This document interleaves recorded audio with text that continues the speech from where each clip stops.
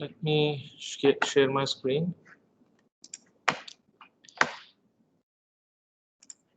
जी, आपको स्क्रीन भी क्लियर है इस वक्त? Can you see the slides? जी सर। ओके। अच्छा, एक चीज मुझे आज मैंने नोटिस की है, आपका आप ये देख रहे हैं माइक्रोसॉफ्ट टीम्स का की विंडो देख रहे होंगे आप इस वक्त मेरी स्क्रीन पे। तो हमारे पास यहाँ पे ना जो चैनल्स डिफरेंट क्रिएट हुए हुए हैं, तो माइक्रोसॉफ्ट टीम्स जो है ये आपको अलाउ करता है एट अ टाइम सिर्फ 10 चैनल्स, ठीक है? तो अगर आप लोग अपनी विंडोज में देखेंगे ना तो प्रॉब्ली शायद आपको लेक्चर नंबर 1 शायद नजर ना आ रहा हो। I am not sure, you have to confirm it.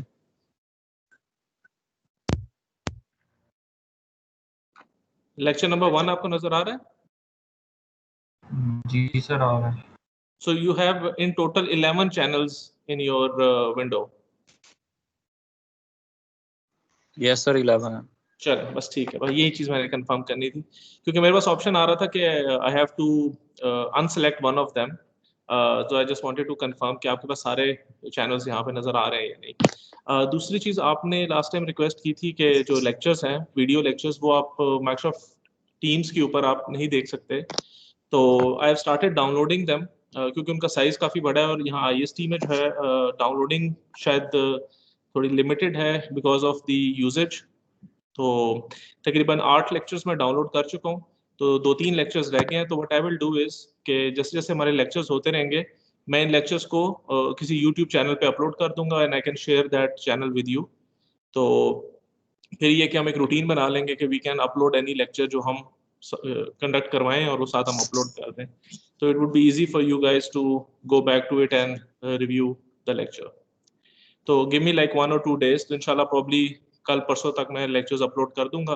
तो मैं आपसे वो चैनल शेयर भी कर लूंगा, आप उसको सब्सक्राइब कर लें और you can you know C those lectures later on. तो सर बेल आइकन बटन भी दबा दें। वो आपकी मर्जी है इफ यू आर इंटरेस्टेड। तो thank you sir. Sir university का क्या यार मैंने सुना है कि आज शायद FBS कंडक्ट होनी है एक, उसमें शायद ये डिस्कस होना है। तो प्रॉब्ली शायद आज या कल में डिसाइड हो जाए, आई एम नॉट श्योर। ये मेरा अपना एक मेरा अपना ख्याल है। सॉरी, आपकी आवाज बहुत कट रही है। I am sorry whosoever it is, आपकी आवाज बिल्कुल कट रही है, कुछ समझ नहीं आ रहा आपने क्या कहा। जी आपने क्या कहा अभी तक?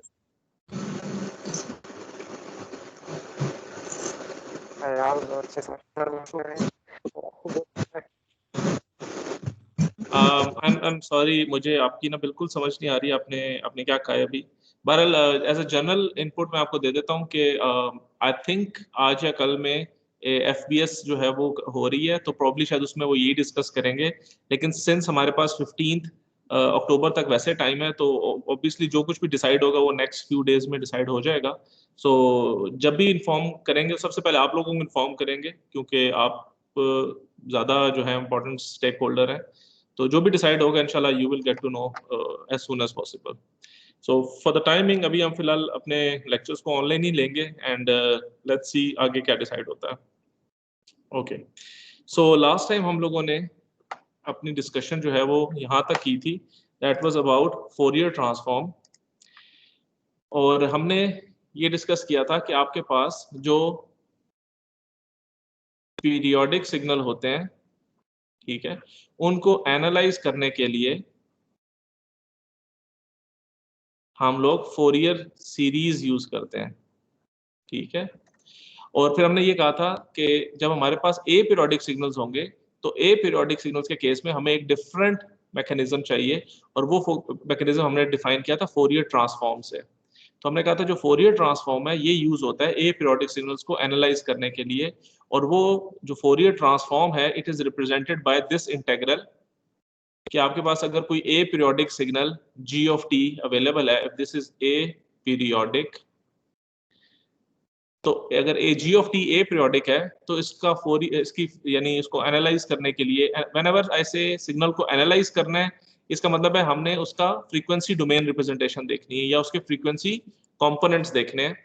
तो ए पीरियोडिक के केस में हम ये इंटीग्रल जो है उसको सॉल्व करते हैं, that is g of t को एक नेगेटिव एक्सपोनेंशियल से मल्टीप्लाई करके इसको इंटीग्रेट कर लेते हैं, और ये हमने देखा था कि how we actually came up to this expression. तो हमें उस टाइम डोमेन सिग्नल का फ्रीक्वेंसी डोमेन रिप्रेजेंटेशन हमें मिल जाती है। तो जब भी हम टाइम डोमेन रिप्रेजेंटेशन की बात करेंगे तो time domain is always represented as the letter small G, और यहाँ पे हम उसको उसका जो इंडिपेंडेंट वेरिएबल है टी उससे हम रिप्रेजेंट करते हैं। और जब हम फ्रीक्वेंसी डोमेन की बात करते हैं तो हम नॉर्मली कैपिटल लेटर यूज करते हैं, और यहाँ पे हम या ओमेगा या एफ ये यूज करते हैं। Omega is the angular frequency, और फ्रीक्वेंसी जो एफ है वो हमारे पास नॉर्मल जो हर्ट्ज हम लेते हैं, एंड दिस इज रेडियंस पर सेकेंड। ठीक है, तो ये हमारी नॉर्मल रिप्रेजेंटेशन होती है।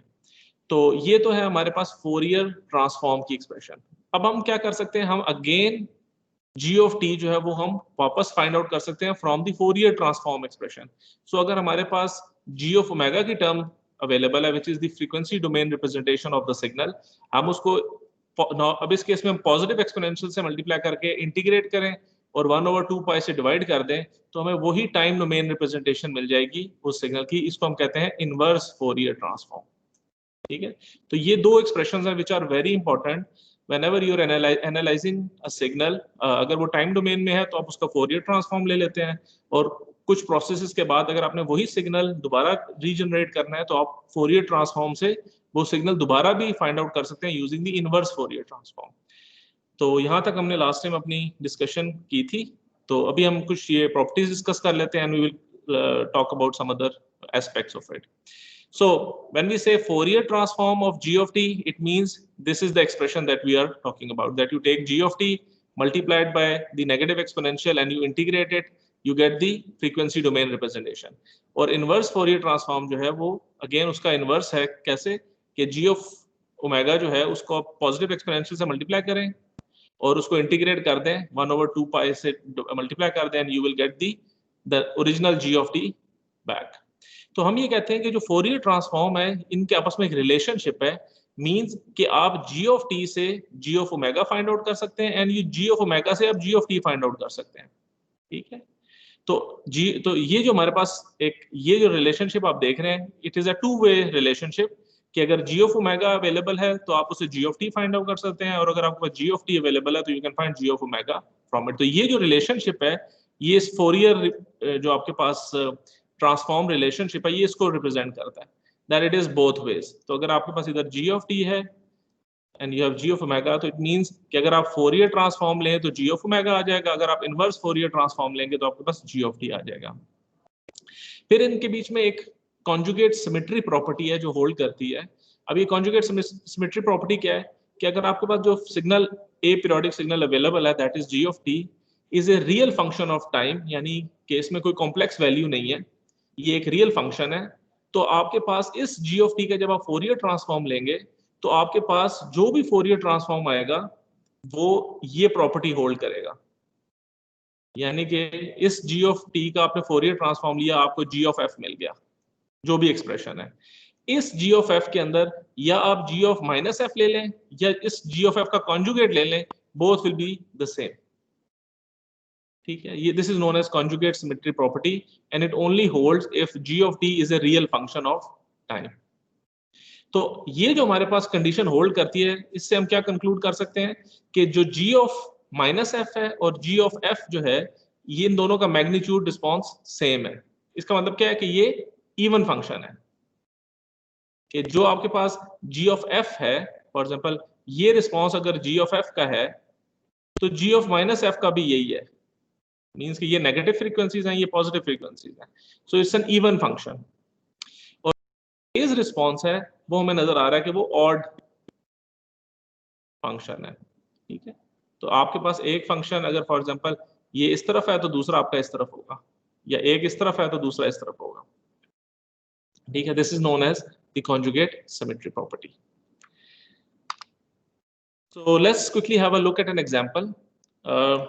Before that, let's have the attendance first.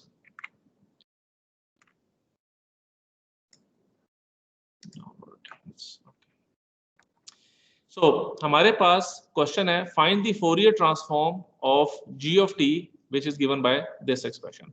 अब अगेन मैं आपसे एक्सपेक्ट नहीं करूंगा कि आप एग्जाम्स में इस तरह के इंटीग्रल सॉल्व करें. ये इंटीग्रल सॉल्व करने का मकसद ये है कि हम एंड पे एक रिजल्ट देखेंगे कि अगर हमारे पास कोई फंक्शन इस फॉर्म में गिवन है तो आप डायरेक्टली उसका फोरियर ट्रांसफॉर्म फाइंड आउट कर सकते हैं.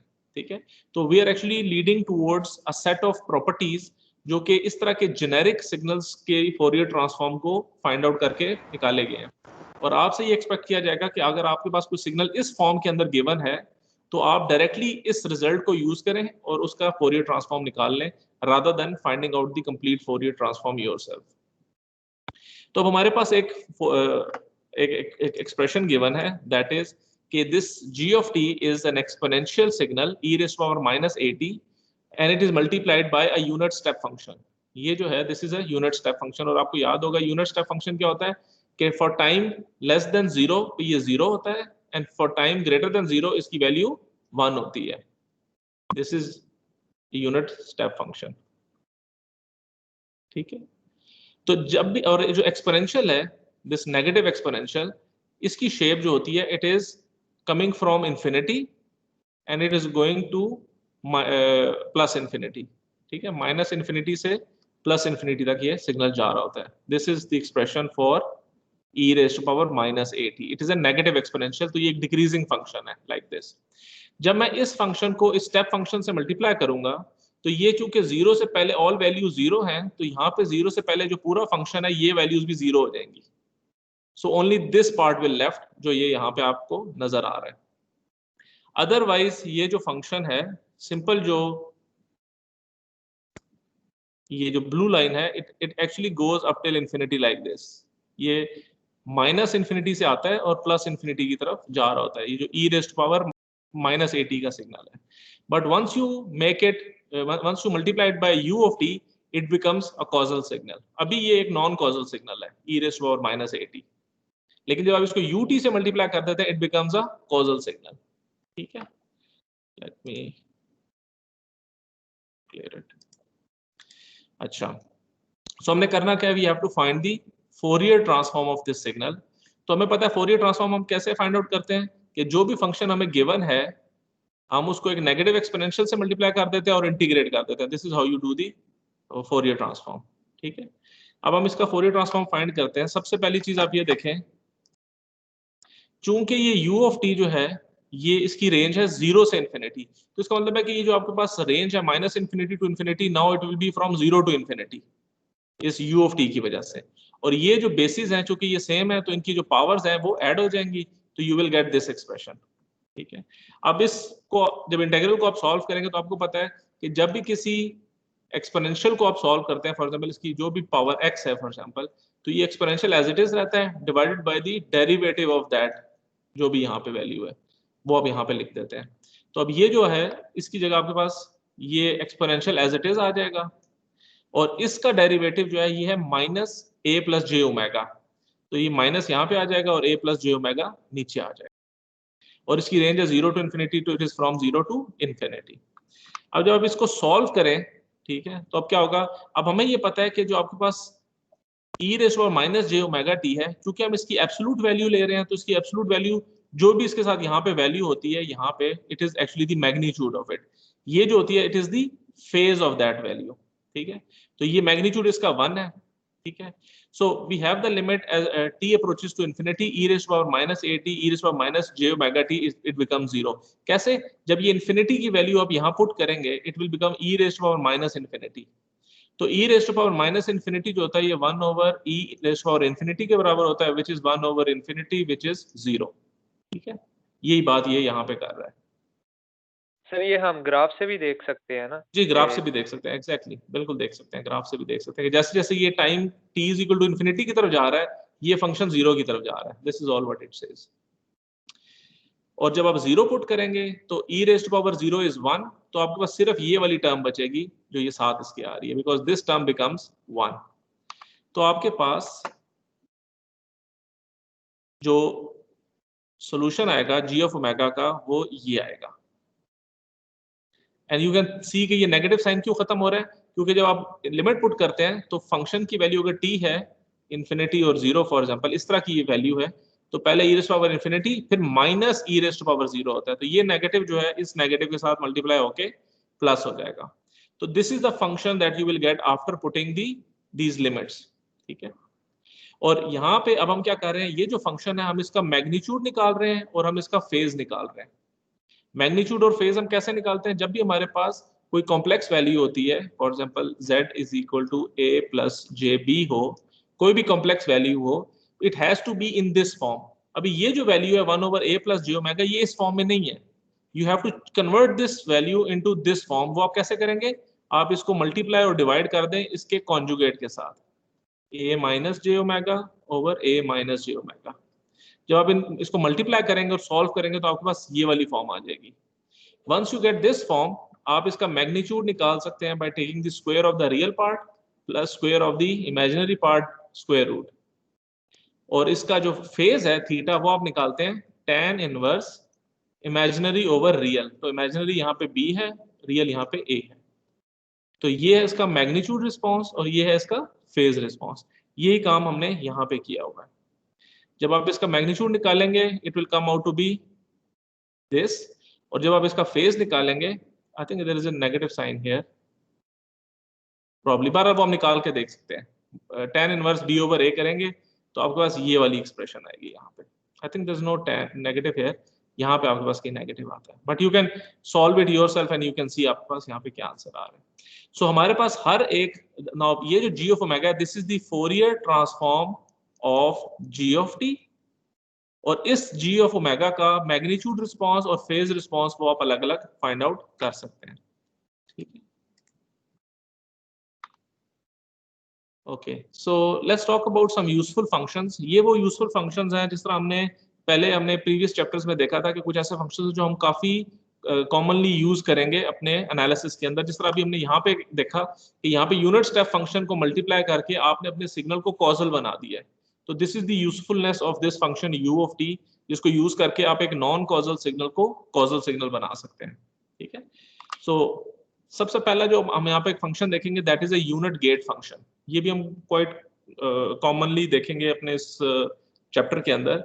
अब यूनिट गेट फंक्शन क्या होता है, basically it's a square pulse with height 1 and unit width. इसकी हाइट और विड्थ दोनों 1 होते हैं, ठीक है, और ये ओरिजिन पे सेंटर्ड होता है, इसलिए हम इसको कहते हैं यूनिट गेट फंक्शन, ठीक है। तो अब देखें, सबसे पहले ये ओरिजिन पे सेंटर्ड है, इसकी हाइट जो है वो 1 है और इसकी विड्थ जो है ये भी 1 है, हाफ इधर है और हाफ इधर है। सो दिस इसको हम कहते हैं यूनिट गेट फंक्शन। इसको हम इस सिंबल से भी रिप्रेजेंट करते हैं, एक गेट की फॉर्म में, not a pi but a get like this, ठीक है, नॉट लाइक दिस, एक गेट की तरह भी रिप्रेजेंट करते हैं। हम इसको एक रेक्ट के नाम से भी रिप्रेजेंट करते हैं क्योंकि ये एक रेक्टेंगुलर फंक्शन को शो कर रहा है, जिस तरह ये यहाँ पे लिखा हुआ है, ठीक है। तो this is the way you actually represent a unit gate function.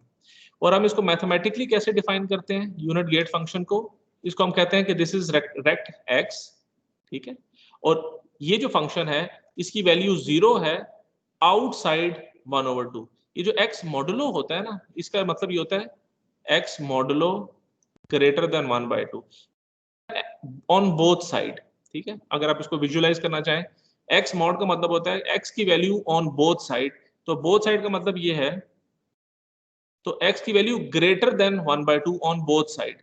तो एक साइड पे ये 1/2 है और ये इधर -1/2 है, तो outside x outside 1/2 means this part outside, ठीक है। तो इसका मतलब ये आउटसाइड इट इज 0, तो यहाँ पे इसकी वैल्यू जो है वो 0 है। और x मॉडुलो इनसाइड 1/2 मींस के ये वाला पार्ट और ये वाला part this is equal to 1, तो ये इसकी शेप इट इज लाइक 1, इस फिगर को रिप्रेजेंट कर रहा है। This is how you actually define the ranges like this. So x outside this and x inside this, it is 1 and it is 0. This is known as a rectangular function or a unit gate function, जिसको हम इस तरह gate से represent करते हैं। फिर हमारे पास एक और यूजफुल फंक्शन है जिसको हम कहते हैं सिंक फंक्शन। ये सिंक जो फंक्शन है ये आपने पहले भी कैलकुलस में या किसी और सब्जेक्ट में आपने ये फंक्शन देखा होगा। फंक्शन को हम डिफाइन करते हैं और उसके कुछ कैरेक्टरिस्टिक्स देखते हैं। सिंक फंक्शन क्या होता है? बेसिकली ये फंक्शन जो है it's actually a sine function divided by its argument. तो आपके पास एक साइन है, sine of x, whatever the argument is, आप उस आर्ग्यूमेंट से इसको डिवाइड कर दें तो this function is known as a sinc function. इसको आप सिंक ऑफ एक्स कह देते हैं, इसीलिए हम इसको कहते हैं साइन ओवर इट्स आर्ग्यूमेंट। ठीक है, और इसको हम सिंक एक्स करके रिप्रेजेंट करते हैं। ठीक है, तो एक चीज तो आपको हमेशा याद होनी चाहिए कि जो सिंक फंक्शन होता है, सिंक ऑफ एक्स, ये basically sine of x over x है। तो जो कैरेक्टरिस्टिक्स साइन के होते हैं वही कैरेक्टरिस्टिक्स सिंक के भी होते हैं। तो जिस तरह मिसाल के तौर पे साइन जो है, साइन 90 पे 1 होता है, साइन 180 हो या 360 हो तो ये 0 होता है। वही कैरेक्टरिस्टिक्स सिंक भी फॉलो करता है। ठीक है, so whatever sine holds वही सिंक होल्ड करेगा। ये चीज आपको वैसे क्लियर होनी चाहिए। तो जो शेप है एक सिंक की, इट समथिंग लाइक दिस। अब ये भी आप देखें कि जिस तरह साइन वेव हमारे पास 0 पे, यहाँ पे हमारे पास वैल्यू आ रही है, sorry this sine is actually represented like this, कि आपके पास ये वैल्यू इस तरह वेरी कर रही है लाइक अ सिंक। ठीक है, let me clear it up little bit. Sir लेकिन साइन 0 तो 0 होता है ना? मैं आपको बताता हूँ बेसिकली शेप बनती कैसे है, बिकॉज आप इसको x के साथ मल्टीप्लाई कर रहे हैं। अभी मैं आपको बताता हूँ ये शेप बनती कैसे है, जस्ट हैव अ लुक। क्योंकि आपको पता है कि जो साइन है, साइन 0 पे क्या देता है? 0 देता है। लेकिन जब मैं साइन 0 ओवर 0 कर दूंगा तो दिस इज अनडिफाइंड। ठीक है, sine 0 of 0 you can not solve this. That's why हम ये एक रूल की बात करेंगे जरा आगे जाके, पहुंच ले पहले, फिर आपको पता चलेगा why this value is 1। So just leave it for a while. So sinc x is an even function of x। अभी हमें यहाँ पे नजर आ रहा है कि ये एक इवन फंक्शन है। जिस तरह ये फंक्शन इस साइड पे है उसी तरह ये फंक्शन इस साइड पे है। सो जो सिंक है it is A even function. ठीक है, दूसरा जो सिंक x है it is 0 when sin x is 0। वही जो हमने पहले बात की, जिस तरह sin x की वैल्यू 0 हो रही है, सिंक की वैल्यू भी 0 हो रही होती है। यानी जिस तरह 180 हो गया, ये आपको यहाँ पे नजर भी आ रहा होगा, लुक एट दिस, कि ये जो वैल्यू है 180 पे भी 0 है, 2 पाई पे भी 0 है। 0 को भी फिलहाल छोड़ दें क्योंकि 0 इज अ स्पेशल केस। तो जिन वैल्यूज पे साइन 0 हो रहा है उन्हीं वैल्यूज पे सिंक भी 0 होता है and x is not equal to 0। ये एक स्पेशल केस है। ठीक है, अब स्पेशल केस क्यों है? क्योंकि हमारे पास जब साइन 0 लेते हैं तो साइन 0 पे तो 0 है, लेकिन सिंक को हम 0 नहीं फाइंड आउट कर सकते, क्योंकि सिंक 0 जो होता है वो हो जाता है sine 0 of 0 which is undefined. तो हम इस केस में एक एल ऑपिटल रूल यूज करते हैं। आपने ये एल ऑपिटल रूल शायद पहले पढ़ा होगा, आई थिंक कैलकुलस में, कि जब आपके पास इस तरह के केसेस आते हैं तो उस केस में हम क्या करते हैं, हम न्यूमरेटर और डिनोमिनेटर दोनों का डेरिवेटिव ले लेते हैं। आपने पढ़ा हुआ l'Hopital rule? Yes sir, calculus में। जी जी। तो हम वही रूल यहाँ पे अप्लाई करते हैं कि मेरे पास सिंक x जो है this is sine x over x। तो मैं न्यूमरेटर डिनोमिनेटर दोनों का डेरिवेटिव ले लेता हूं। तो साइन x का डेरिवेटिव क्या होगा? cos x, और x जो है इसका डेरिवेटिव क्या होगा? 1। अब जब मैं इसके अंदर 0 पुट करूंगा तो cos of 0 will give me 1। तो मेरे पास 0 पे इसकी वैल्यू जो है वो 1 होगी। ठीक है, तो जो मेरे पास एल ऑपिटल रूल की मदद से आप सिंक 0 की वैल्यू निकालते हैं, और सिंक 0 जो है it will give you 1 whereas sine 0 will give you 0। ठीक है, ये वो कैरेक्टरिस्टिक्स हैं जो एक सिंक फंक्शन को डिफाइन करते हैं। तो ये आपको कैरेक्टरिस्टिक्स पता होने चाहिए क्योंकि ये सिंक फंक्शन हम बहुत कॉमनली आगे देखेंगे। दूसरा एक तरीका है इस सिंक फंक्शन को विजुअलाइज करने का, वो ये है कि सिंक जो x है it is a product of an oscillating signal sin x and a monotonically decreasing function 1 by x। हम इसको इस तरह भी विजुअलाइज कर सकते हैं कि जो सिंक x है ये बेसिकली 1 ओवर x को आपने मल्टीप्लाई कर दिया है sin x के साथ। ठीक है, और ये इसकी वैल्यू ये आप देख रहे हैं sin x ओवर x है। तो अगर मैं इसको ग्राफिकली देखूं, सर ये हम एल ऑपिटल रूल क्यों लगा रहे हैं इस पे? क्योंकि आप सिंक की वैल्यू 0 पे डायरेक्टली फाइंड आउट नहीं कर सकते, क्योंकि अगर आप सिंक की वैल्यू 0 पे फाइंड आउट करेंगे तो आपके पास एक्सप्रेशन जो बनती है वो साइन 0/0 बनती है। How can you find sign 0/0? तो हम उस चीज को सॉल्व करने के लिए इस तरह के जो फंक्शंस जो साइन 0 यानी 0/0 की फॉर्म में आपको आंसर दे रहे हो, उनको हम सॉल्व करने के लिए एल हॉपिटल रूल यूज करते हैं। तो that's why we actually use it like this. तो अब अगर मैं फॉर एग्जांपल साइन x को देखूं, sine x is the product of 1/x and sine of x। तो अगर हम साइन को देखें तो साइन एक हमारे पास साइनोसाइडल सिग्नल है, it is a sinusoidal signal like this. अब ये जो 1/x है, अगर मैं इसको प्लॉट करूं तो ये जो आपको डॉटेड लाइन नजर आ रही है, ये डॉटेड लाइन रिप्रेजेंट कर रही है एक 1/x सिग्नल को।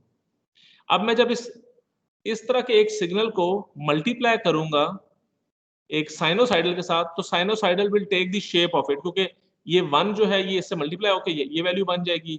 बाकी जिस तरह उसका एम्पलीट्यूड है, it will vary with respect to this monotonically decreasing function 1/x। तो देखा जाए तो ये एक साइनोसाइडल है हमारे पास, और ये साइनोसाइडल जो है it is taken the shape of this 1/x। पास ये मोनोटोनिकली डिक्रीजिंग साइनोसाइड बन रही है, तो इसकी शेप मेरे पास ऐसे ऐसे बन रही है। सर तो this is another way to look at this. जी सर, वैसे भी जब पहले लॉपिटल रूल यूज करते थे तो न्यूमरेटर और डिनोमिनेटर का अलग अलग डेरिवेटिव ले लेते थे।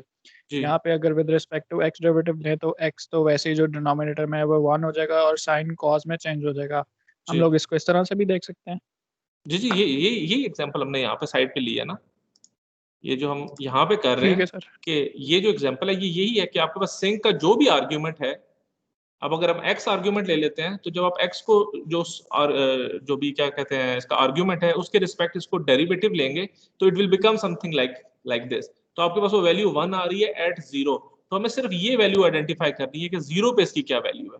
ये तो हमें पता है कि पाई पे ये 0 है, 2 पाई पे भी 0 है, इसी तरह 3 पाई 4 पाई इन सारी वैल्यूज पे 0 है, क्योंकि ये साइन को फॉलो करता है। Other than x is equal to 0 पे, x इज इक्वल टू 0 पे you have to take the L Hopital rule और वहां पे उसकी वैल्यू 1 होगी। That is the feature of this sinc function जो हम आगे जाके यूज भी करेंगे कुछ जगहों पे। ठीक, so let's look at an example कि अगर हमारे पास एक फंक्शन g ऑफ t है which is nothing else but a rectangular function, वही यूनिट गेट फंक्शन है, हमने इसका फोरियर ट्रांसफॉर्म फाइंड आउट करना है। तो हमें पता है कि यूनिट गेट फंक्शन क्या होता है कि हमारे पास उसका एम्पलीट्यूड 1 है, उसकी विड्थ 1 है और वो सेंटर्ड 0 पे है। लेकिन अगर मेरे पास एक रेक्टेंगुलर इस फॉर्म में गिवन है तो इसके पैरामीटर्स क्या डिफाइन करते हैं, this is very important, you have to be very careful. जब आपके पास एक रेक्टेंगुलर फंक्शन गिवन है as t divided by tau, तो जो न्यूमरेटर होता है इट टेल्स यू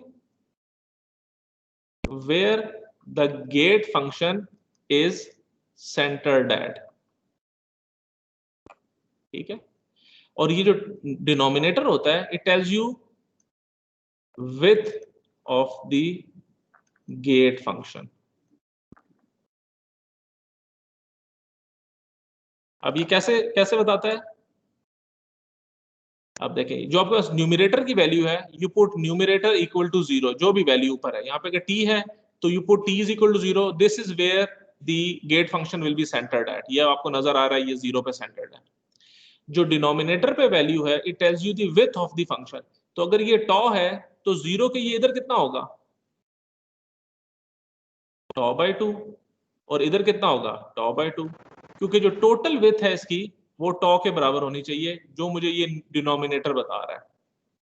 तो अगर मेरे पास एक रेक्टेंगुलर फंक्शन है, मैं इसको गेट से रिप्रेजेंट कर रहा हूं, this is t minus 5 divided by 7।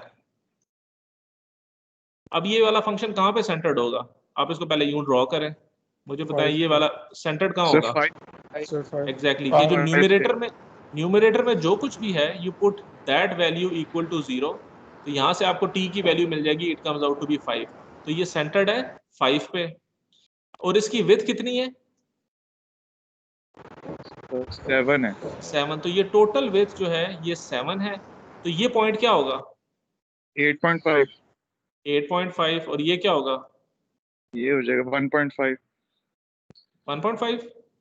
नहीं तकरीबन 1.5 1.5 जी, ठीक है। और यहाँ पे जो भी वैल्यू होती है it tells you the amplitude of it. अगर ये होता 3 रेक्ट ऑफ टॉ बाय 2 तो इसका मतलब है कि ये जो एम्पलीट्यूड है ये 3 है। अगर यहाँ पे 2 लिखा होता तो इसका मतलब है ये जो वैल्यू है ये 2 है। तो आपके पास गेट फंक्शन रेक्टेंगल के साथ जो वेरिएबल्स हैं से t माइनस 5/4 और यहाँ पे 3 लिखा हुआ है, ये आपके पास एक फंक्शन है g ऑफ t का। तो आपको ये फंक्शन मैथमेटिकली देखा हो तो आप इसको ग्राफिकली बना सकते हैं कि ये जो फंक्शन है इसकी हाइट 3 है इसकी वजह से, सेंटर्ड ये 5 है इसकी वजह से, विड्थ 4 है तो 2 इस साइड पे होगा तो ये 7 है, 2 इस साइड पे होगा तो ये 3 है। तो you can graphically draw any rectangular function like this. So it's very important कि आपको ये पता होना चाहिए कि ये किस चीज को रिप्रेजेंट करता है।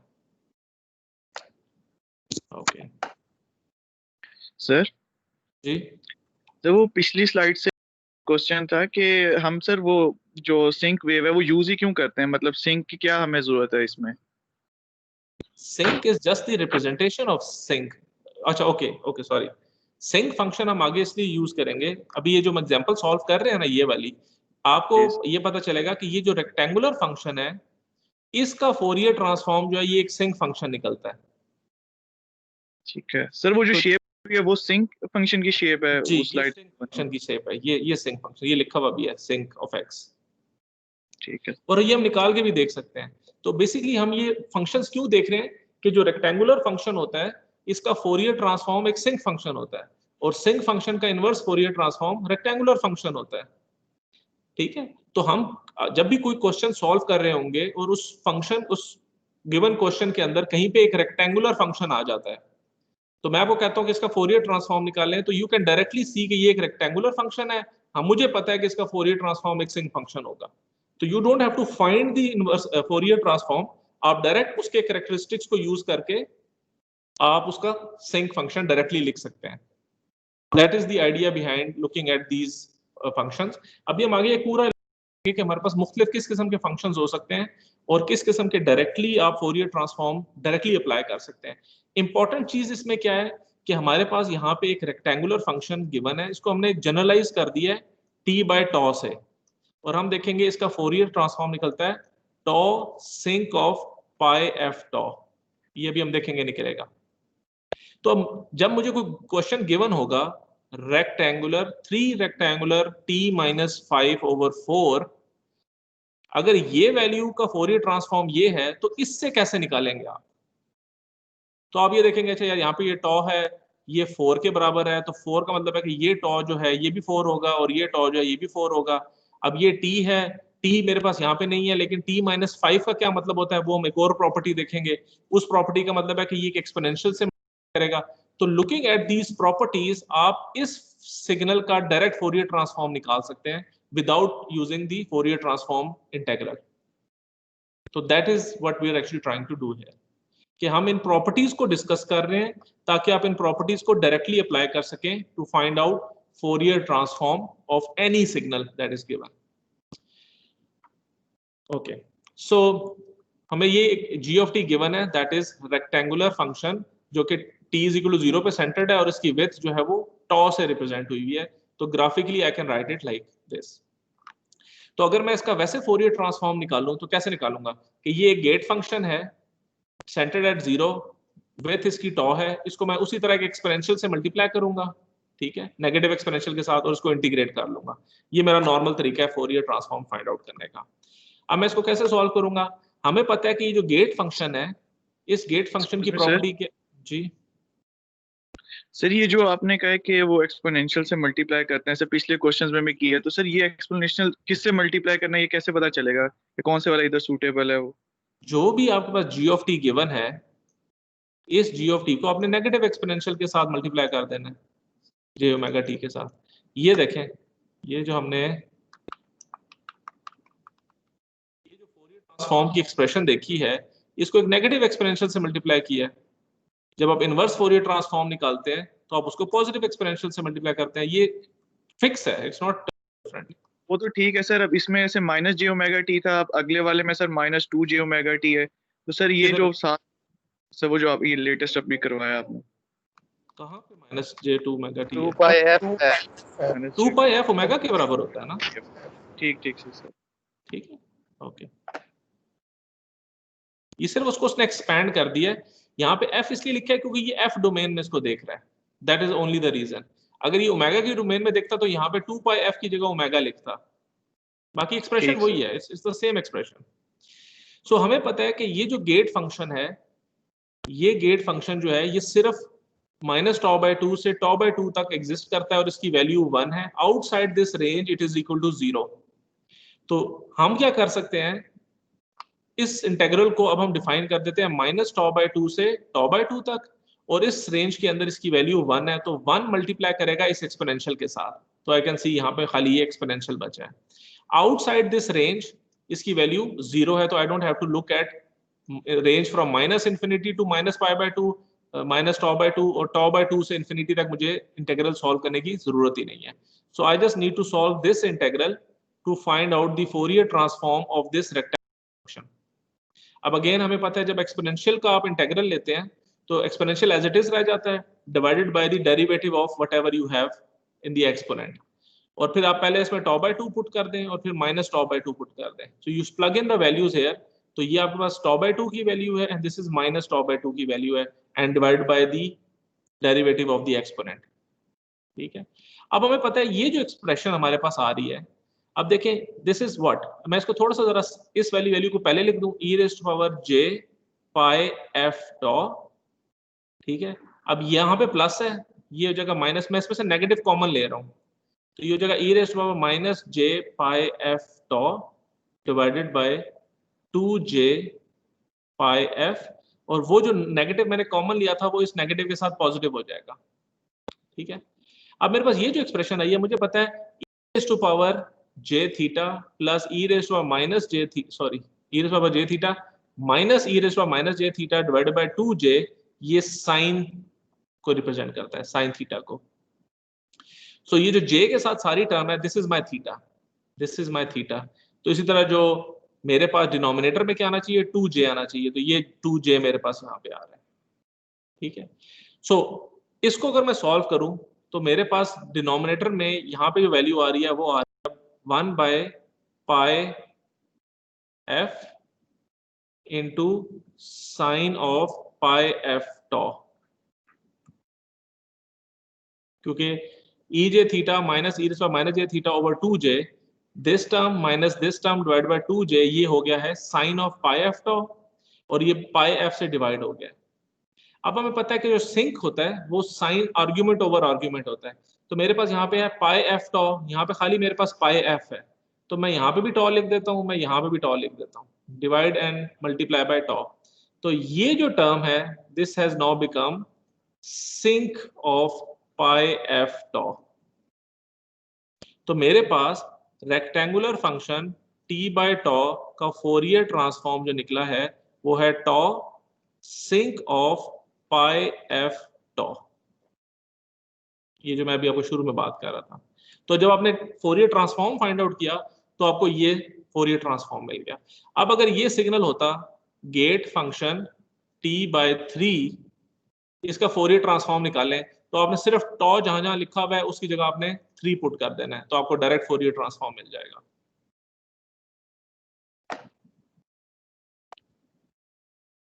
सो यही काम आगे हो रहा है कि आपके पास ये 2 sine of pi F tau by 2 pi f है, ये 2 इस 2 से कैंसिल हो जाएगा, फिर आप इसको टॉ से मल्टीप्लाई कर दें, डिवाइड भी कर दें, ये टर्म जो है दिस विल बिकम सिंक, और ये है टॉ। ठीक है, this is the Fourier transform g of f when g of t is this function.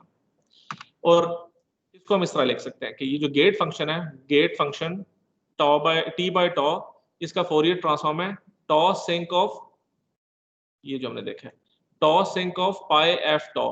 तो अगर मैं इधर 2 से मल्टीप्लाई भी कर दूं और 2 से डिवाइड भी कर दूं तो ये हो जाएगा ओमेगा, तो it will become in omega its form is like this, omega tau by 2, और अगर फ्रीक्वेंसी में है तो it is just pi F tau. ठीक है, और अगर मैं इसको प्लॉट करूं तो इसकी शेप इस तरह की बनती है। ठीक है, अब मैं इसको प्लॉट कैसे करूंगा, दिस इज वेरी इंपॉर्टेंट, कि मेरे पास ये सिंक पाई एफ टॉ की जो वैल्यू आई है मैं इसको प्लॉट करूं तो मेरे पास ये आ रहा है। ये कैसे आता है? हाउ डू आई नो कि ये जो जीरोस आ रहे हैं, ये जहां पे क्रॉसिंग्स हैं, ये 1/τ 2/τ पे ये वैल्यू आ रही है? How would I know that? ठीक है, ये तो चलो सर मुझे पता है ये कि हम जी बताएं।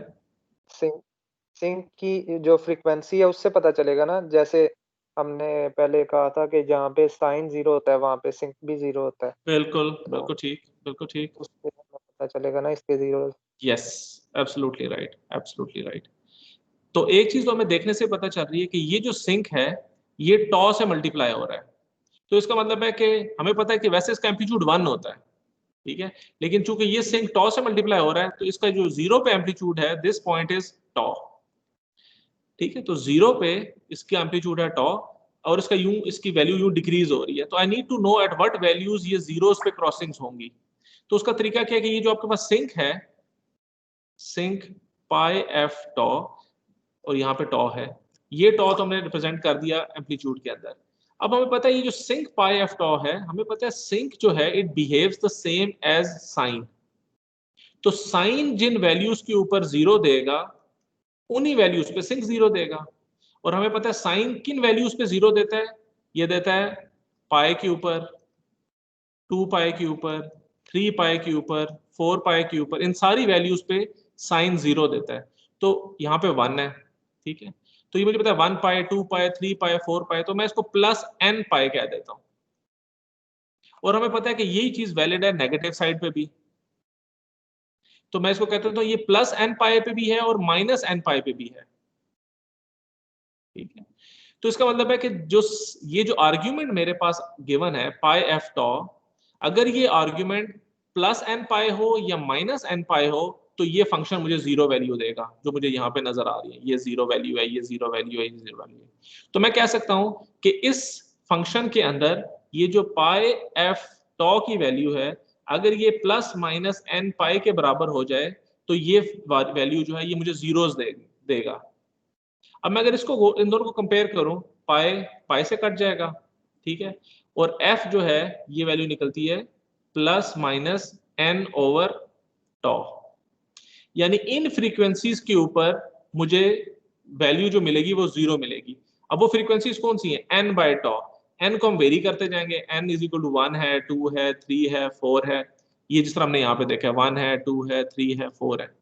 तो पहला 0 मेरे पास कहाँ पे आएगा? 1 बाय टॉ पे। फिर दूसरा 0 कहाँ पे आएगा? 2 बाय टॉ पे। फिर 3 बाय टॉ, 4 बाय टॉ, इसी तरह -1 by tau, -2 by tau, -3 by tau. तो मैं इस ये जो मेरे पास सिंक फंक्शन है, मैं इसको प्लॉट कर सकता हूँ like this, and bye the look of this expression I know कि 0 पे इसकी वैल्यू टॉ है, और ये जो मेरे पास जीरोस आ रहे हैं, ये जो क्रॉसिंग्स आ रही हैं, ये 1 by tau, 2 by tau, 3 by tau, और इसी तरह -1 by tau, -2 by tau and 3 by tau. तो I can draw this g of f as well, और by the look of it मुझे पता चल गया कि ये जो मेरे पास फंक्शन है, this is the Fourier transform of a unit gate function, not a unit gate function but a gate function whose width is tau. अगर ये यूनिट गेट फंक्शन होता तो टॉ की वैल्यू क्या होती? 1 होती जी, 1 होती। तो अगर मैं टॉ की वैल्यू अगर 1 होती तो यूनिट गेट फंक्शन का फोरियर ट्रांसफॉर्म क्या निकलता? Sync pi f tau. Not tau, Sync pi f. Sinc pi f, pi sinc pi f f, pi f ठीक है, सिंक पाई एफ, ठीक है। लेकिन अब आपने जो इसमें चीज यूज करनी है वो ये, आपने ये जो प्रॉपर्टी हमने निकाल ली है इसमें से कि जो रेक्टेंगुलर फंक्शन होगा उसका फोरियर ट्रांसफॉर्म एक सिंक फंक्शन है लाइक दिस। अब आपको इस फंक्शन को डायरेक्टली यूज करना है अपने जो भी आप क्वेश्चन सॉल्व करेंगे उसके अंदर। ओके, ये कुछ प्रॉपर्टीज हैं फोरियर ट्रांसफॉर्म की जो कि हम देखेंगे भी और फिर एंड पे इनको समराइज भी करेंगे। बट अगेन ये प्रॉपर्टीज आपको यूज करना आनी चाहिए रादर देन आपने डिराइव नहीं करनी ये प्रॉपर्टीज। सो पहला जो है वो है फोरियर ट्रांसफॉर्म टेबल। इसके अंदर टाइम फ्रीक्वेंसी डुअलिटी की प्रॉपर्टी। टाइम फ्रीक्वेंसी डुअलिटी का मतलब ये है कि आप टाइम डोमेन से फ्रीक्वेंसी डोमेन में अगर चले जाएं तो आप फ्रीक्वेंसी डोमेन से टाइम डोमेन में भी आ सकते हैं। कैसे? टाइम डोमेन से हो तो आप क्या करेंगे? फोरियर ट्रांसफॉर्म फाइंड आउट करेंगे तो आप फ्रीक्वेंसी डोमेन में चले जाएंगे। और फ्रीक्वेंसी डोमेन में है तो inverse Fourier transform time domain में आ जाएंगे। This is known as time frequency duality property. फिर हम देखेंगे सिमेट्री ऑफ फोरियर ट्रांसफॉर्म, कि इनके बीच में एक सिमेट्री भी एग्जिस्ट करती है, वो क्या होती है, will talk about it on that slide. फिर हमारे पास time and frequency shifting property है। फिर कन्वोल्यूशन बहुत इंपॉर्टेंट टॉपिक है, क्योंकि कन्वोल्यूशन जो है ये आपका सिग्नल जब चैनल में से गुजरता है तो it actually experience convolution process, ठीक है। तो उसके ऊपर कन्वोल्यूशन का प्रोसेस होता है, इसलिए this is a very important property convolution. आपको याद होगा आपने सिग्नल सिस्टम्स में कन्वोल्यूशन पढ़ी होगी, जिसे हम फ्लिप एंड स्लाइड कहते हैं। Yes sir. ठीक है, तो ये वो कन्वोल्यूशन ही है, फ्लिप एंड स्लाइड, कि आप एक सिग्नल को फ्लिप करते हैं और फिर उसको स्लाइड करते हैं, तो दैट इज द कन्वोल्यूशन। तो हम इसको मैथमेटिकली भी देखेंगे कि ये कन्वोल्यूशन कैसे डिफाइन होता है और फिर कन्वोल्यूशन की फोरियर ट्रांसफॉर्म कैसे निकलती है, ठीक है। और वैसे अगर मैं आपसे जनरली पूछूं, हमें पता है कि अगर दो सिग्नल आपस में कन्वॉल्व हो रहे हैं तो फ्रीक्वेंसी डोमेन में क्या होगा, मल्टीप्लाई। यस, तो ये जो बात हम करते हैं इसका मतलब क्या है कि अगर दो सिग्नल टाइम डोमेन में हैं, एक g ऑफ t है और एक w ऑफ t है, दो सिग्नल टाइम डोमेन में अगर कन्वॉल्व हो रहे हैं, तो इन्हीं सिग्नल को अगर मैं फ्रीक्वेंसी डोमेन में ले जाऊं तो अब क्या होगा, सिंपल मल्टीप्लिकेशन। ये सिंपली Multiply मल्टीप्लाई हो होंगे। जाएंगे। This is what convolution property is. And sir again ये जो हमने अभी किया है रेक्ट और सिंक का, मतलब जी, ट्रांसफॉर्म किया है, ये हमें बता के आ रहा है कि ये हमें बता रहा है कि मेरे पास अगर एक टाइम डोमेन सिग्नल इस शेप का हो जो कि एक रेक्टेंगुलर सिग्नल को रिप्रेजेंट कर रहा है, तो फ्रीक्वेंसी डोमेन में ये देखो, ये फ्रीक्वेंसी डोमेन में ये सिग्नल की शेप इस तरह की होगी। और इससे जी एक सर, और वो चीज, इससे एक और चीज भी हमें पता चलती है कि ये जो सिग्नल g ऑफ t है, यू कैन सी कि ये टाइम में लिमिटेड है। यू कैन सी ये टाइम में लिमिटेड सिग्नल है, लेकिन जो सिग्नल टाइम में लिमिटेड होता है वो फ्रीक्वेंसी में क्या होगा, अनलिमिटेड। तो वो आपको नजर आ रहा है कि ये सिग्नल इन्फिनिटी तक जा रहा है। हिंदी ਨੂੰ ਭੇਜੋ ਇੱਥੋਂ ਤੇ ਲੈ ਕੇ ਆਣੀ ਇਹ ਚੀਜ਼ਾਂ ਮੰਮੀ ਬਿਸਕੁਟ ਇੱਥੋਂ ਲੱਭ ਜਾਣਗੇ प्लीज प्लीज अपने माइक्स म्यूट कर लें, इट क्रिएट्स डिस्टरबेंस। सर अच्छा, इसमें ये बता रहा है कि ये कंपोनेंट्स हैं इस सिग्नल के अंदर, जी जी जी इस फ्रीक्वेंसी के। जी जी। तो आप देख रहे हैं कि इसकी, क्योंकि ये फ्रीक्वेंसी डोमेन है ना, तो आपको नजर आ रहा है कि 0 से लेके इस फ्रीक्वेंसी तक ये कंपोनेंट्स हैं और इनकी ये स्ट्रेंथ है। जब आप g ऑफ f का मैग्नीट्यूड लेंगे तो मैग्नीट्यूड में क्या होगा, ये जो नेगेटिव पार्ट है ये भी पॉजिटिव हो जाएगा। इसका मैग्नीट्यूड खाली देख रहे होते हैं, तो हम देखेंगे कि इसकी मैग्नीट्यूड शेप इस तरह की बन रही है, ठीक है, with nulls at these frequencies, यानी इन फ्रीक्वेंसीज पे सिग्नल की वैल्यू नहीं होगी, बाकी हर जगह पे वैल्यू होगी। तो इट एक्चुअली शोज यू कि ये जो सिग्नल है फ्रीक्वेंसी डोमेन में, इसके अंदर कौन कौन से फ्रीक्वेंसी कंपोनेंट्स हैं और हर कंपोनेंट की कितनी स्ट्रेंथ है, वो हमें यहाँ से नजर आ रही है, ठीक है। ओके। और फिर लास्टली हम देखेंगे कि टाइम डिफरेंशिएशन और टाइम इंटीग्रेशन जो है, यानी टाइम डोमेन में अगर डिफरेंशिएशन हो रही हो तो फ्रीक्वेंसी डोमेन में जब हम उसका फोरियर ट्रांसफॉर्म लेते हैं तो फिर हमारे पास वो सिग्नल वो कैसा उसका ट्रांसफॉर्म निकलेगा। मिसाल के तौर पे मेरे पास एक signal g of t available है, मैं कहता हूँ ये सिग्नल d ये असल में सिग्नल है। अब इस सिग्नल का फोरियर ट्रांसफॉर्म आप कैसे निकालेंगे, तो आप ये देखें कि जो डिफरेंशिएशन आपने की है ये फ्रीक्वेंसी डोमेन में कैसे रिप्रेजेंट होती है जब हम इसका फोरियर ट्रांसफॉर्म लेते हैं, तो हम इसकी भी प्रॉपर्टी देखेंगे। इसी तरह अगर एक सिग्नल इंटीग्रेट हो रहा हो तो फिर उसका फोरियर ट्रांसफॉर्म आप कैसे लेते हैं, तो हम ये सारी प्रॉपर्टीज वन बाय वन देखेंगे और हम फिर इनको डायरेक्टली यूज करेंगे whenever we will come across a differentiation, तो हम टाइम डिफरेंशिएशन प्रॉपर्टी यूज करेंगे। If you come across an integration तो हम डायरेक्ट इंटीग्रेशन की प्रॉपर्टी यूज करेंगे। ओके, सो ये वो फोरियर ट्रांसफॉर्म टेबल है। Let's just quickly go through these table और फिर हम यहाँ पे अपना लेक्चर आज का कंक्लूड करते हैं। सो ये जो फोरियर ट्रांसफॉर्म टेबल है, ये वो टेबल है जो हम डायरेक्टली यूज करेंगे अपने इस कोर्स के अंदर, कि अगर आपके पास कोई एक सिग्नल है, ये जो हमने पहली एग्जांपल देखी थी कि अगर एक एक्सपोनेंशियल जो है, नेगेटिव एक्सपोनेंशियल एक u ऑफ t से मल्टीप्लाई हो रहा है, तो this is the Fourier transform of this function. तो अब आपको पता होना चाहिए ये a की वैल्यू क्या है, तो you just plug a over here, ठीक है, यहाँ पे ये वैल्यू 1 है तो यहाँ पे आपके पास वैल्यू 1 आ रही है, अगर यहाँ पे 2 होता तो यहाँ पे भी आपके पास 2 होता।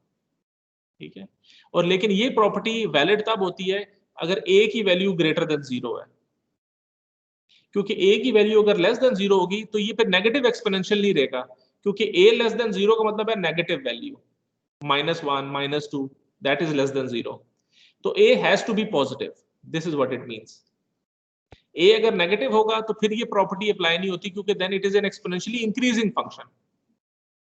ठीक है, तो इसी तरह हमारे पास एक डिफरेंट फंक्शन है, अगर आपके पास एक एक्सपोनेंशियल है जो कि एक फ्लिप फंक्शन के साथ मल्टीप्लाई हो रहा है, ये आपका u ऑफ माइनस टी है, तो हमारे पास फोरियर ट्रांसफॉर्म जो है वो ये निकलता है। You don't have to find it, you just need to know how to apply it. इस केस में भी जो a है it has to be positive. इसी तरह अगर आपके पास एक एक्सपोनेंशियल इस फॉर्म में है e raise to power minus a absolute value of t, तो उसका फोरियर ट्रांसफॉर्म ये निकलता है आपके पास।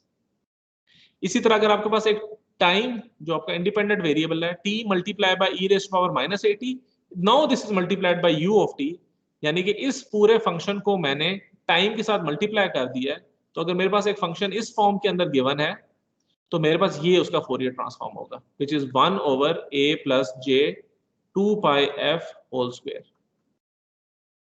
इसी तरह अगर जो t से मल्टीप्लाई हो रहा है ये t raise to power n है basically, then e raise to power at u of t, तो ये आपके पास ये इसका फोरियर ट्रांसफॉर्म निकलेगा n फैक्टोरियल। n फैक्टोरियल आपको पता है ना, n multiply by n minus 1 multiply by करते करते करते 1 तक, this is the n factorial. n factorial divided by a plus j 2 pi f raised to power n plus 1. This is the Fourier transform of this function t raised to power n e raised to power minus at ut. तो आपको ये खुद से derive करने की जरूरत नहीं है, आप डायरेक्टली इन वैल्यूज को यूज करेंगे। हमने एक की एग्जांपल देख ली थी, बाकियों की भी you can find out yourself, but you don't have to, you just need to. ये टेबल भी हमें अवेलेबल होगा, जी, I'll give it to you in the exam. Yes, you don't have to memorize any formulas, so don't worry about that. So इसी तरह अगर आपके पास एक डेल्टा फंक्शन है, वो जो हमने डायरेक्ट डेल्टा फंक्शन देखा था, डायरेक्ट जो डेल्टा फंक्शन है जो हमें पता है कि सिर्फ 0 पे एग्जिस्ट करता है, अगर आप इसका फोरियर ट्रांसफॉर्म लेंगे तो उसकी वैल्यू आती है 1। ठीक है, तो फ्रीक्वेंसी डोमेन में इट इज लाइक दिस 1। और अब यहां से देखें ये चीज कितनी क्लियर है कि टाइम डोमेन में एक सिग्नल खाली एक इंस्टेंट पे एग्जिस्ट कर रहा है, तो फ्रीक्वेंसी डोमेन में वो उसकी विड्थ कितनी होगी, उसकी बैंडविड्थ कितनी होगी? इन्फिनिटी। तो अब ये देख रहे हैं कि इसकी वैल्यू 1 है फॉर ऑल फ्रीक्वेंसीज, ये माइनस इन्फिनिटी से प्लस इन्फिनिटी तक इट इज 1 अप्रोचिंग टू 0। जी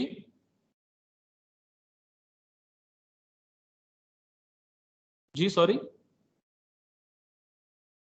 अच्छा मेरा जी जी पूछे पूछे।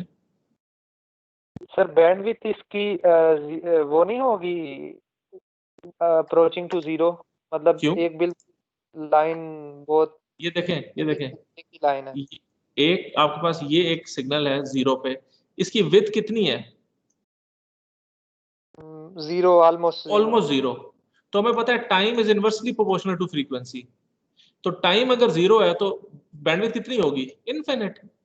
अच्छा ये टाइम डोमेन में था, ये सिग्नल टाइम डोमेन में, ये देखो ये टाइम डोमेन नहीं है, दिस इज टाइम डोमेन। ठीक ये है, टाइम डोमेन है, ये फ्रीक्वेंसी डोमेन है, तभी तो हम कहते हैं कि ये फोरियर ट्रांसफॉर्म है, ये आपके टाइम डोमेन को फ्रीक्वेंसी डोमेन में लेके जा रहा है।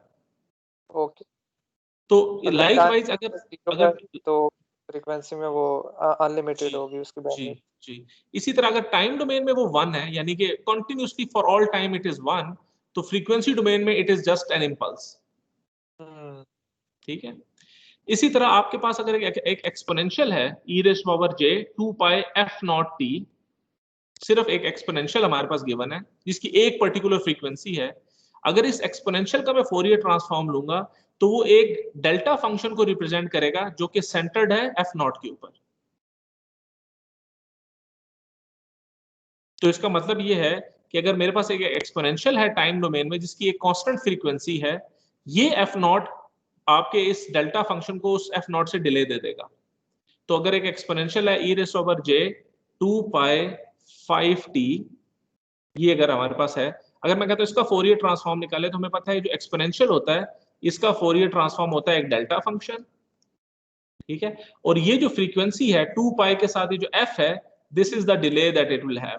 So this will represent a delta function which is now centered at 5. Sir इसलिए हम साइन और कोसाइन को वो दो उनसे करते हैं जी रिप्रेजेंट। बिल्कुल बिल्कुल एग्जैक्टली, इसीलिए हम साइन को दो इम्पल्सेस से रिप्रेजेंट करते हैं, क्योंकि जो साइन थीटा होता है ये दो एक्सपोनेंशियल्स हैं। तो सर जी जो एक्सपोनेंशियल होता है वो जी क्या हमने पहले किया था कि उसकी विड्थ तो काफी होती है, यानी वो इन्फिनिटी तक जा रही होती है, तो फिर वो इम्पल्स से क्यों रिप्रेजेंट होता है?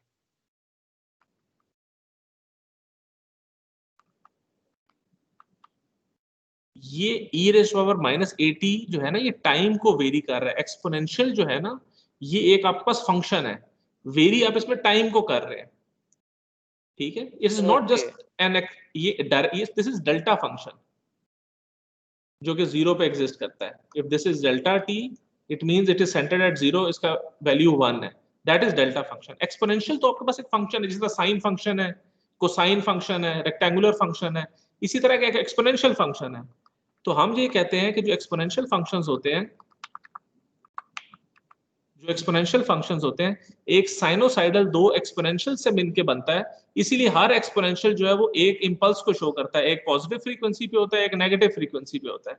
वो ये पॉजिटिव फ्रीक्वेंसी वाला एक्सपोनेंशियल है, ये नेगेटिव फ्रीक्वेंसी वाला एक्सपोनेंशियल है, क्योंकि दिस इज टाइम डोमेन और दिस इज फ्रीक्वेंसी डोमेन। तो टाइम डोमेन में एक एक्सपोनेंशियल है, तो फ्रीक्वेंसी डोमेन में एक इंपल्स को शो करेगा। दैट्स व्हाई साइन और cosines are represented as two impulses. और ये यहाँ पे दिखाया हुआ भी है कि अगर आपके पास सिंपल एक कोसाइन है और frequency f not, it is represented by one delta function at plus f not, one delta function at minus f not. और इसी तरह साइन जो है वो भी एक डेल्टा फंक्शन और एक डेल्टा फंक्शन दोनों को रिप्रेजेंट कर रहा है। चले आज हम यहाँ पे लेक्चर खत्म करते हैं, we already exceeded our time. तो इंशाल्लाह यहाँ से हम अपनी डिस्कशन को आगे कंटिन्यू करेंगे। Okay sir, thank you very much. अल्लाह हाफिज। अल्लाह हाफिज। अल्लाह हाफिज़। अल्लाह हाफिज।